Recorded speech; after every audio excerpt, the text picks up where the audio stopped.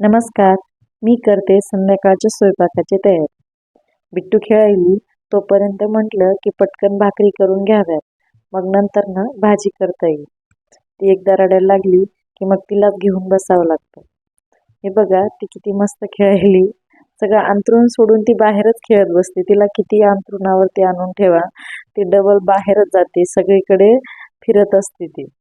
आता मी पटापटा भाकऱ्या करून घेते, नाहीतर ती अजून रडायला लागेल. अजून तिचे आजी आजोबा शेतातून आले नाही, नाहीतर मग तेच सांभाळत बसतात आणि मग मला काही टेन्शन नसतं तिला सांभाळायचं.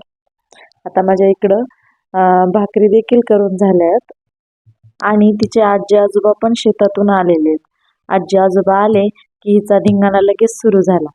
हे आमच्या शेळीचे एक पिल्लू आहे, त्याच्यासोबत ती खेळायली. आईंनी शेतातून भोपळा आणलाय, आता त्याची करायची आहे भाजी. तर भेटूया नेक्स्ट